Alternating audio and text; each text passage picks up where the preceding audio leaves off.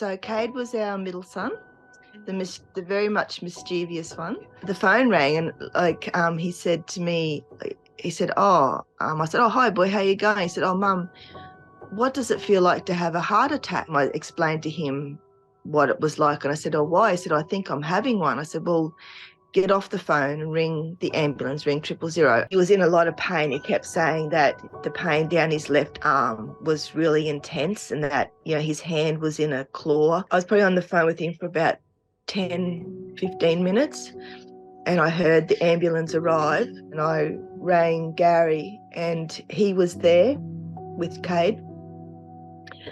And I said, what's happening? He said, well, they're working on him now. He said they've, pumped him full of adrenaline and they're, doing their best to sort of keep him alive. I said, did they take him lights and sirens? Because I know that lights and sirens is, you got to get there straight away. And he said no. And I knew then that it probably wasn't good. And the doctor told us that he was dead.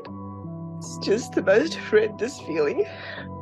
And Gary just couldn't believe it because he had this big hope that he was still there and still with us.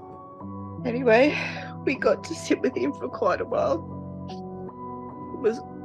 It was pretty confronting because they still had the tube down his neck. It was just so surreal. He was still there. It just looked like he was asleep, and he wasn't. And there's not one single day that I do not think of him. Sometimes he's my first thought when I wake up in the morning. Like this morning it was. I woke up and then, I'll be driving along and a thought will pop in my head and it literally hurts that much.